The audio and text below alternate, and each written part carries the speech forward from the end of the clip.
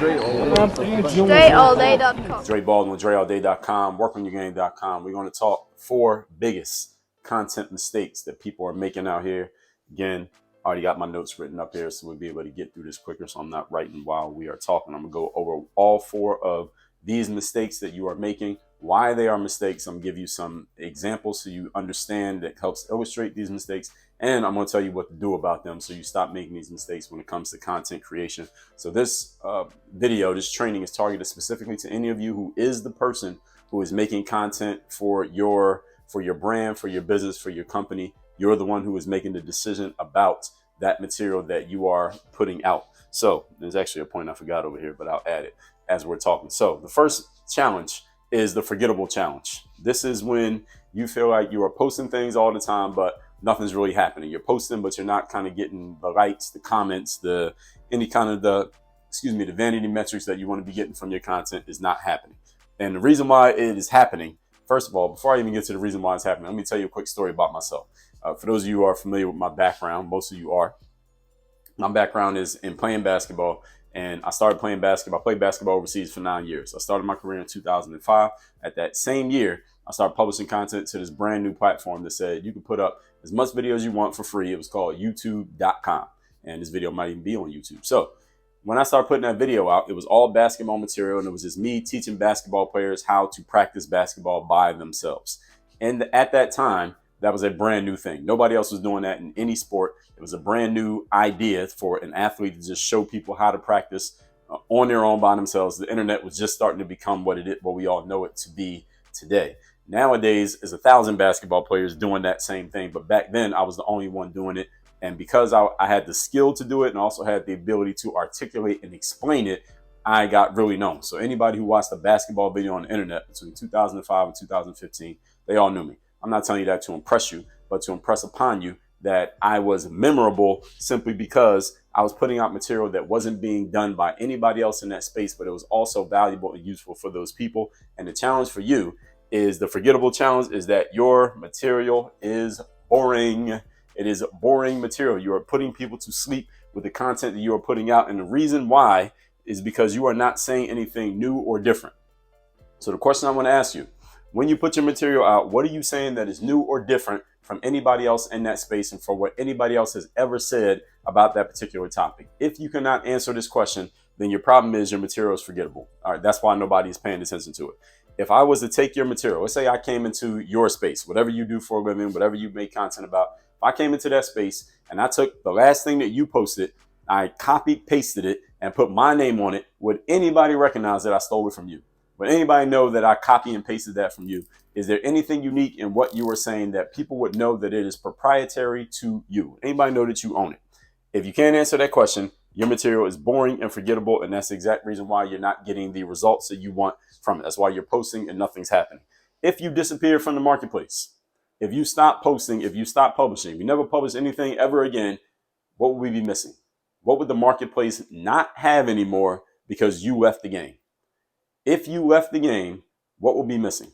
If you cannot answer that question, your material is boring and forgettable. And this is the reason why nobody is noticing it. This is the biggest challenge that a lot of people have with content, is that your stuff is just boring. It's just forgettable. There's nothing interesting about it. There's nothing notable or remarkable about it. Notice these words, notable or remarkable. It means note, able, remark, able. What are you saying or doing or sharing that causes people to take notes? What are you saying or doing or sharing that causes people to make a remark about you? Whether they make a remark right there on the page by leaving a comment, whether they make a remark by telling their friends about you, word of mouth, whether they make a remark by just making a note in their mind, you know what, I need to pay attention to this person because I like their approach. Let me go see what they put out tomorrow. Let me see what else they put out in the past. Let me subscribe to them or follow them so I can see what else they're going to share. This is what makes you notable and remarkable, is being unforgettable. Challenge for many of you is that you're doing the exact opposite. You are forgettable. That's the reason nothing's happening, because your material is simply boring. There is nothing unique about it. There's nothing unique about your angle, nothing unique about your approach. You are not saying or sharing anything that people can't hear from 10 other people in your space. If I put you on stage with 10 of your competitors right now, 10 of your competitors, or let's say 10 of you total, so 9 of your competitors, and I went down the line to each one of you 10, and I said, I want you to tell me something about you or about your business or about your approach or anything about you as a company and your audience is the people who you want to sell to, that the other 9 people on the stage cannot say, what would you say? Let me set that challenge again to give you a second to think about it. If I put you on stage with 9 of your competitors and I went down the line to each one of you, and the audience is a bunch of people who might buy from you, your prospects, and I say, I want each one of you to tell me something about yourself, about your business, about your approach, about anything about you that the other 9 people on the stage who are your competitors in the same space as you, selling the same things as you, tell me something you can say that is true that they cannot say about your business or about your approach or anything about you. If you can't answer the question, you're forgettable. And this is the reason why nobody is noticing you. So what I suggest you do, you need to take a stand. You need to say something, show something, be about something, represent something that your competitors cannot say, do, show, or be about or represent. It needs to be something unique. And I want you to understand, these days, a lot of people are afraid of taking a stand because everybody's afraid of saying the wrong thing, getting canceled, ending up in some type of scandal and being attacked by some group that feels like you said the wrong thing or you offended the wrong people. Here's what I want you to understand. Is everybody your customer? No. You know exactly who your customer is, right? You should, because if you don't, there's probably somebody giving some type of presentation somewhere in the world right now to help you understand it. Maybe me. But you need to know who your ideal client is, who your ideal customer is. When you know who that person is, anything that you take a stand on should be aligned with what your ideal customer is interested in, which means they will be happy that you took a stand and said something. And all the people who don't like it, they're going to leave anyway. They're not buying from you anyway. All right. So all of you have heard the concept of attraction marketing, doing things to draw people in. We call this rejection marketing. You're doing things to kick people out, and you want to kick people out. The more that you kick people out, the better that you create the us versus them dynamic. There is no us without a them. All right. So if you want trying to get everybody to like you, there's no us versus them because you're trying to make everybody one big group. Nobody wants to be a part of a group that everybody can be in. People want to be part of a group that is exclusive, which means everybody can't be in. Everybody doesn't want to be in. That's why you need to do rejection marketing. So this is your first challenge. You are being forgettable. Second challenge, ownership. This is when you are publishing stuff and you're like, well, nobody's really responding to the things that I'm doing. I'm not really getting any responses from things that I'm doing. This is like, I had somebody who was in one of my programs come to me once and they were saying, well, you know, I'm posting stuff in my space because I see other people in my space, they're posting stuff and they're being consistent and putting stuff out. Actually, I've had a bunch of people say this. People in every industry say this thing. So if you're watching this and you think I might be talking about you, I am, but I'm not, because everybody says this. And they're like, well, they're doing all this posting and they're getting these responses. They're getting likes, they're getting comments, they're making sales, or at least you think they're making sales. But I'm posting, I'm not getting any likes, any comments, and I'm not making any sales. I don't know what the problem is. All right, here is the problem. The problem is you do not own a topic, you do not own a niche, and you do not own an approach. You have no ownership. You're basically a man without a country.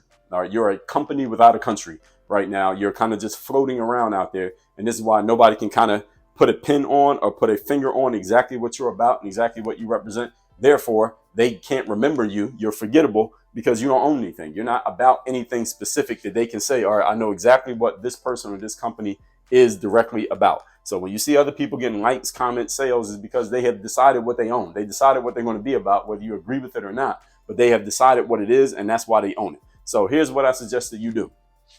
The same thing that I did when I was putting out my basketball material is you got to become the source on the subject. And becoming the source doesn't mean you need to be like me. I wasn't necessarily the best basketball player in the world. Most people who found me on YouTube back then had never heard of me before that. So it's not like they went on the internet and typed in Dre Baldwin. They went on the internet and they were looking for, how can I practice basketball by myself? And they saw Dre Baldwin. What they saw was a guy who was showing them how to do it. And after they saw that I knew what I was doing, then they decided to find out what my name was. They didn't care what my name was. They cared that I was giving them what they wanted. So you need to do the exact same thing and become the source on the topic. So even inside of a niche. So let's say you're in a niche like fitness. All right, there are a million people doing fitness, but there are so many different niches inside of fitness. So in fitness, you have post-maternity fitness for women who just had a baby and they want to get back in shape. That's a niche right there. What about post-injury? Somebody who's coming off some kind of injury and they want to recover from it. And let's say they're just an everyday workaday individual. There's a niche for that. What about an athlete coming off injury? There's a niche for that. What about somebody coming off of some type of operation? There's a niche for that. What about somebody who came off of what do they call that?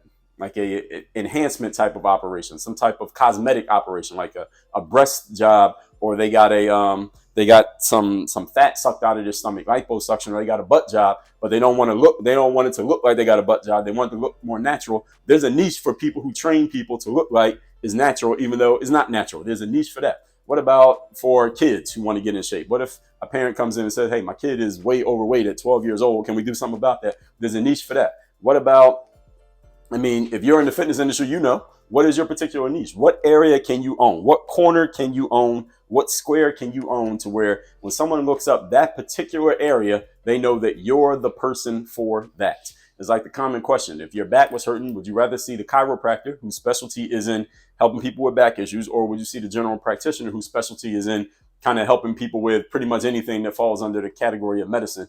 If your back's really bothering you and you really need to get it fixed, you're going to go see the chiropractor. Why? Because the chiropractor specializes in that area.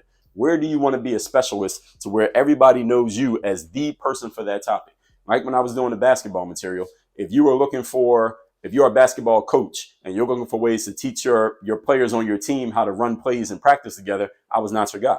If you're a 60-year-old guy, you just wanted to learn how to make a layup, I might be able to help you a little bit. If you had 2 or 3 people with you and you wanted to learn how 2 or 3 people could do a workout together, I was not your guy. But if you were one person by yourself and you want to learn how to practice basketball on your own, individually with nobody else with you, I'm your guy, because that's exactly the corner that I own. So you got to decide what space do you own and dominate that niche and own your square, whatever it is going to be. So when people look, they should see only you in that particular space.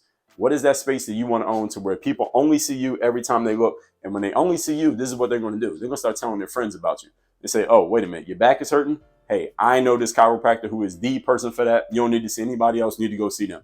They should be mentioning your name. Or when they mention your name, they should bring up the very thing that you do. What is that very thing that you do to where every time they look, they see you? Your job is owning your topic and or owning your approach. So back in the day, people knew me as the guy for how to practice basketball by yourself. These days, my area of focus is more on mindset, strategy, accountability, and execution. Now, do I necessarily own that topic? I wouldn't say that I do, but what do I own these days? When I talk to people who are my best clients, I ask them, what is the thing that you like most about me, knowing that some of the things that I talk about, I'm not the only person in the world talking about them. Why do you get it from me? And they say, well, Dre, you're direct, you keep it real, you get straight to the point, you get to the brass tacks, you're no BS, you're no filter, you get straight to it, and you're real direct with what you do, and I really appreciate that, and I like that. So I own these days more of an approach than I own necessarily a subject. So it can be an approach, it can be a subject, but there needs to be a square. There needs to be something that when somebody brings your name up and you're not in the room, somebody should say the thing about you that makes you unique, that people are like, oh, okay, all right, this person is like that. Okay, I like that type of person. Let me go look them up. Oh, this person is that person on that category. I like that category. Let me go look that individual up. Somebody else should be able to talk about you in such a way that the third person who hears about you should say, oh, that's what they're about. I'm going to go look that person up. That is owning your topic and owning your approach. What approach can you own? This means establishing your square. What is that square that you're going to own to where everybody who looks that thing up sees you, and everybody who sees you is talking about that thing? What is that square that you can own in your space so that you have ownership? Third challenge is the Faucet Challenge. Any of you remember the movie The Karate Kid? I'm talking about the original Karate Kid, not any of the remakes. The original Karate Kid. There was this guy named Daniel. He moved to a new town. He's a teenager, and he didn't really know anybody, and he was getting bullied by these other kids in the neighborhood. These other kids knew martial arts, so they were just beating this kid up. And one day they're beating him up again, and out of nowhere, this old man comes and saves him, basically, and beats up all the kids who have been beating him up. But this man looked so old, you wouldn't even think he could do any kind of hand-to-hand combat. But he was really good, and he kicks all these other kids' asses, the bullies, and he saves this kid, Daniel. And Daniel doesn't know who this guy is, and he goes to him and he says, hey, well, can you teach me how to do that so I can stop getting beat up by these bullies? And this old man says, okay, I'll show you how to do it. Come to my house tomorrow. So Daniel goes to this old man's house, and the old man, instead of starting to teach him, or at least what he thinks, instead of teaching him no karate or martial arts, he says, all right, I want you to do 3 things. I want you to sand my floors, I want you to paint my fence, and I want to teach you how to do waxing, wax on and wax off. So for 4 days, he has Daniel doing the same thing. Sand the fence, sand the floor, paint the fence, wax on, wax off. That's all he has him doing. So at the end of maybe the 3rd or 4th day, Daniel's kind of getting annoyed because he's looking at this old man. He's like, hey, old man, I came to you to learn how to fight. And all you have me doing is basically this back-breaking labor. You're basically using me as free labor, and you're not even teaching me the thing you said you're going to teach me. This is BS. I'm about to be out here. So this old man, he turns around, he looks at Daniel. He says, all right, show me the movement that I told you how to do this. Because everything he told him to do, sanding, painting, and waxing, he told him a specific way, a specific technique for doing each one. I want you to do it a certain way every time. So he says, show me how to do it. So Daniel starts to do the thing, and he starts to do the sanding he starts to do the waxing on, waxing off. Mr. Miyagi tries to hit him, and he blocks it because he had taught him how to block it. By doing that movement, he was learning how to block. Then he says, show me how I told you how to paint the fence. Then Mr. Miyagi tries to kick him, and he blocks the kick because his movement had showed him how to block the kick. Then show me how to do the other thing I told you how to do, and he blocks another movement. And what Daniel realizes, and the old man didn't even say it in so many words, but he says it, but he shows him, I'm actually showing you how to defend yourself and how to block punches and kicks from other people through doing these repetitive movements. But Daniel didn't even realize that that's what the old man was teaching him. The old man, by the way, was named Mr. Miyagi. That is what Mr. Miyagi was doing was what I call the drip campaign. He was dripping the knowledge onto Daniel without Daniel even knowing that the knowledge was being dripped on top of him. Many of you have the challenge of when you are publishing content, you are expecting immediate results. You think just because you published a couple videos or you posted a link of your new course or you did one article and it went viral 10 years ago, that all of a sudden everything is just supposed to start blowing up. You have the wrong mentality. This is what I call an inaccurate formula of expectation when it comes to what you're producing. So you're producing and you think, well, I'm not getting any return on investment from all this content creation, so I'm just going to stop creating content. That is an inaccurate formula. You have inaccurate expectations based on the wrong belief about what actually is going to happen. That's why I call it the faucet mindset. You think publishing content is turning on a faucet when what you're actually doing is just allowing it to drip. It should just be a drip that you are putting onto your audience on a day-by-day basis. You're just slowly dripping material on them, or week by week, however often you're going to be publishing content. Understand that content is nothing but free brand advertising. It's kind of, think of content as you putting out an ad, except you're not paying for it. Because when you put out an ad, you can target specifically who sees it, and the more money you spend, you can get more people to see it. When you put out content, you don't get to target who sees it, and it may not get shown to as many people because you didn't pay for it. But that's all content is. Basically putting out an ad or letting people know who you are, what you're about, what you have to offer, but you're not paying for them to see it. That is what it is. And you need to look at content as a drip campaign. You are slowly just dripping on them every day or every week or however often you're publishing content. Here's what I'm about. Here's what we do. And sometimes it's the same message is given in different ways. You're slowly dripping on them so that you can what? Start to establish a space, establish your square, like we talked about in the previous point, in their mind that you are the person, the company, the guy, the girl, the whatever about that particular area. What you are doing is building this knowledge in their mind about you and who you are without them even knowing who you are. Without them even knowing that you're doing it, rather. They know who you are. They don't even know that you're doing it, but you're building up in their mind that you are the company, the person, the guy, the girl for that particular topic, and you're building a relationship. Understand that relationships don't happen just because you met somebody one time and they like the way that you look, you had a nice suit on, or you had on a nice dress, or you smell good, and all of a sudden that person's going to marry you and live happily ever after. It doesn't happen that fast, right? You have to take time and build up a relationship with another person. What happens to your relationships with people? I mean, you have a relationship with somebody who you stopped talking to them 10 years ago, and sometimes you wonder, I wonder what happened to that person, but you feel awkward even reaching out to them. All right, that's what happens when you stop publishing content, because you stop dripping your material on their heads. So continuing to drip. And this allows you to build that relationship. They don't even know that that's what you're doing, but you're doing it strategically. And this also helps you build a relationship with the SEO engines out there. And why does that matter? Why do you want to build a relationship with the search engines? Because the search engine is the word of mouth. They're like the electronic word of mouth that says whatever they say about you. We all know that your brand is not just what you would say about you, is what all the search engines out there say about you. What does Google say about you? Well, whatever Google is going to say about you is based on what? What's the material that you have out there? Hopefully, you are controlling that conversation by putting out content that is valuable and useful, so that when somebody looks you up, because even if they meet you in person, many of you are going to meet each other in person here today, and the first thing you're going to do is go look each other up. All right, you're going to go look that person up. Let me see what this person is really about. They gave you their business card. You're going to go type their name in Google. Let's see what Google says about them. Some of you are going to go Google me and look me up and see what I'm really about. See if I'm really as good as I sound right here on the stage. So the SEO relationship, Google says whatever they say about you based on your content, whatever you put out. The more content you put out, the more you control the relationship between you and Google. And whatever Google shows about you is usually based on the content you have out there, if you have content out there. If you don't have content out there, then they get to control the conversation. The more content you put out, you control the conversation. So that's why you want to build that SEO relationship. So your job here is to build your library. Think about your content as building a library, so that when people look you up, they look up anything that is around your square, that topic, that niche that you own, they should find something. You want to become the source on a certain subject, or a certain approach, so that anything that comes up, they know that you're that person that has something to say about it.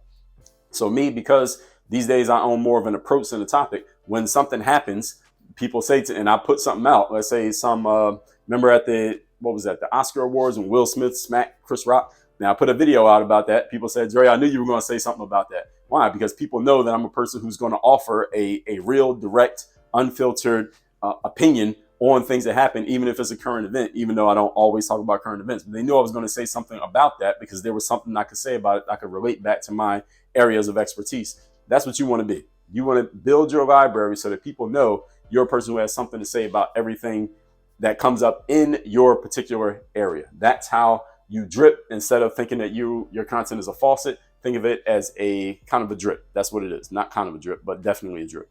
And the fourth challenge is the content creation challenge. This is for those of you who you're publishing and you aren't always publishing as much as you want or not as consistently as you want. The problem is you don't feel like it, or you're embarrassed about publishing because you are always running out of ideas. I want to post, but I just don't know what to post. Any of you had that challenge? All right, I know that you have. Here's the thing. The reason that you have this challenge is because you are trying to create content. Let me give you a story to help illustrate this. When I was a freshman in college, I went to a school called Penn State Abington, right outside of Philadelphia. And when we would work on plays during practice, we had a certain plays, like the ball gets passed to this guy over here, and you have to pass the ball to the left over here. The thing is, when we would work on plays in practice, all of our teammates who were playing defense, they knew what the play was. They knew exactly what we were supposed to do. So every time we tried to throw the ball over here, the guys on defense would steal the ball, break up the passes, and we weren't able to execute the play. The coach would start getting frustrated with us because we kept trying to execute the play. It wasn't working because our teammates knew the play and they were kind of jumping the passing lanes and all this stuff. So our assistant coach, he would always yell out to us. He would say, guys, stop trying to just run the play. Stop being robots and just play basketball. He said, if y'all were playing regular basketball and you weren't trying to run the play and there's nobody open on this side, you would just go that way, right? If you couldn't go this way, you would go that way. The only reason you're trying to go that way is because you think you need to run the play a certain way, but play basketball. If there's no opening over here, go over there. Play basketball. The reason that you all are running out of ideas when it comes to creating content because you are being a robot. You are trying to create content, but what you need to be doing something different instead. You need to be a human being. Let me explain to you what I mean. It is hard to make content when you are trying to create content. All right, and that's why I have content in quotation marks here. You don't want to be trying to create content. When I put stuff out, I don't try to create content. Let me tell you what I do instead. How many of you in the last 18 months, let's say, has been on vacation? How many of you have been to a music concert? How many of you have been to a grocery store? How many of you have been on a date? How many of you have done any type of family gathering? How many of you have been to a restaurant to eat? All right, everybody's probably done at least one of those things, right? And the point is, I'm telling you that to tell you this. How many of you does any of those things for a living? How many of you goes on vacation? Is that your job to go on vacation? All right, how many of you go to family gatherings or go to lunch or go on vacation or go to a music conference as part of your job? Like you get paid to do those things. Probably none of you. You do those things when you're not at work, right?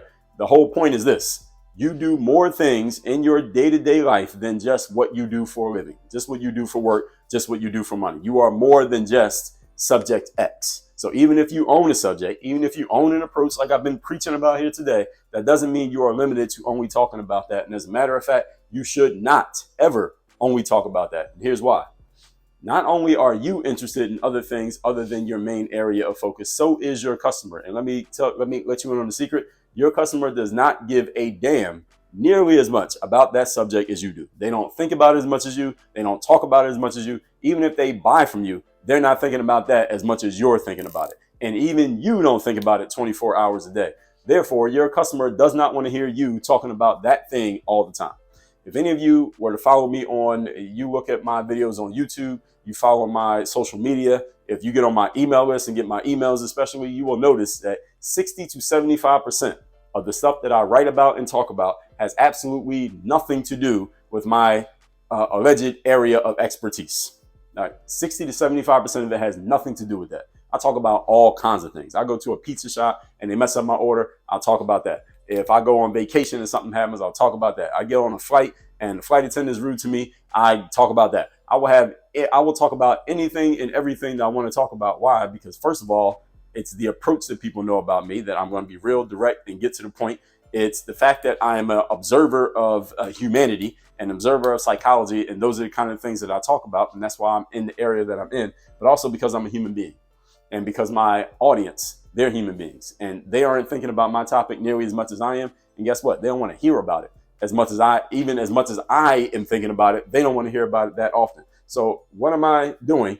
Understand, nobody's thinking about topic X all day, not even you. Okay, you're not even thinking about your topic all day, every day. So here's what I suggest you do. Here's the fix for the content creation challenge. Be a human being. All right, be a human being. Guess what human beings do? Human beings do things when they're not at work. Human beings have thoughts and ideas that have nothing to do with what they do for a living. Human beings have families, they have lives, they have social situations that they go through. They have opinions on things that happen in the world. Be a human being. Talk about those things. I talk about things that just happen in life. If they happen to relate to my area of expertise, great. If they don't, that's fine as well. Why? Because I'm a person. So when I talk to people and I ask them, what is it about my material that makes you interested? They say, Dre, you're direct. You get to the point. You're real. You're relatable. They understand me. People talk to me and they say, I feel like I know you even though we've never met.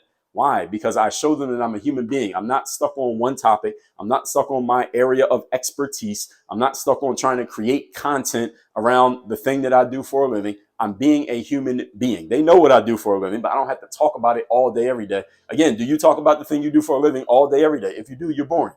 And that's probably why you don't have any friends. If you want to make more friends, start being a human being and talk about things that are other than your particular area of expertise. Another thing I want you to understand, when you get a customer, if I told you I could give you a room full of prospects right now, but they all have to come from the same source, what source do you want them to be from? If you could choose. I give you a whole bunch of prospects right now, 100 prospects right now who want to buy what you're selling, but they all have to be from one source. What source do you want them to be from? Do you want them to be from some content you created? You want them to be from an advertisement? Do you want them to be from an affiliate program? Do you want them to be cold marketing people? Where do you want those people to come from? I would guess if you really thought about it, the number one place you want them to come from, I think all you had the same answer if you thought of it, is you want them to come from word of mouth. You want all of them to be referrals who are from word of mouth, from referrals from your best customers that spent the most money with you. Why is that? Why would your best prospects all be people who heard of you through word of mouth? Because people who come to you through word of mouth are warm leads. And why are they warm leads? Because they already have the know, like, and trust factor built in, because they already came highly recommended from a person who already knows, likes, and trusts you, and they spent money with you. And you want people who are their friends because they are predisposed to buy from you, right? Now, how do you build a know, like, and trust factor with people who do not already actually know, like, and trust you? Is you create content. You create content that shows them not only do you know your subject matter, of course, but again, you don't want to overwhelm them by just talking about your subject matter all the time, because then you become a robot and you become boring. Many of you out there, your content is robotic and boring because you keep talking about the same thing over and over again. Nobody talks about the same thing all day, every day, all right, including you. So stop doing it in your content. Be a human being. Show them that you are actually human, that you have emotions, that you have thoughts, that you have interests, that you are somebody outside of your business suit, and be a human being. What this does is allow you to build the know, like, trust factor with people, even when they don't know you. Do you want people coming into your world, getting on a sales call with you, meeting you for the first time, and saying to you, I feel like I know you, even though we just met? Your content allows them to feel that way. Your content allows them to build that know, like, trust factor without actually knowing you in person. That's why you create content and be a human being. So with all that said, these are the 4 biggest challenges people are making, mistakes people are making with their content. Number 1, you are forgettable. You solve this by saying something that other people are not saying. Say something that your top 10 competitors cannot say. Truthfully, they cannot say, but you can say. Number 2, have some ownership. Decide what your square is going to be. Decide what area you're going to own, so that when you talk about that thing, or when somebody looks up that thing, they only see you, and they see you everywhere. They look that thing up because you own it and you dominate that space. Decide what space you want to own. Third challenge is the faucet challenge. You think that creating content is turning on the faucet of ROI, and when it actually is the drip. This is how you build the relationship. You get people to know you and know what you're about, and you are slowly building that relationship the same way Mr. Miyagi was building in Daniel's Son the defense mechanisms for doing martial arts. And the last one, the content creation challenge. Not trying to create content. Be a human being. Talk about life. Talk about things that actually happen in your life, things that are actually going on in your mind. They do not need to be related at all to what you do for a living. Again, I told you 60-75% of the stuff that I create has nothing to do with my professional expertise, and that's okay, because I want people to feel like they know me, they like me, and they trust me regardless of what it is that I'm selling, because we buy from people that we know, like, and trust. Now, what business are you in? Are you in the B2B business, business to business? Are you B2C, business to customer? Are you B2G, business to government? Actually, you are none of those. You are P2P, person to person. People buy from people. People buy from people who they know, like, and trust, regardless of their relationship, regardless who they work for. You are buying from people. You are selling to people, and you are selling as a person. Do not sell as a company. Do not sell as a business. You are selling as a person. So build relationships with people. People buy from know, like, and trust. So stop trying to create content, build the know, like, and trust, but talking about human things, because every human being is eclectic in their thinking. At least most of them are, at least the kind of people that I want to meet. So all that said, these are your 4 biggest content mistakes and how to fix them. That's that. 2 things for you to do. Text me, get my daily motivation straight to your phone, 305-384-6894. And to work with me directly, go to Work on Your Game University, see all your options for working with me. Work on your game. Dre all day.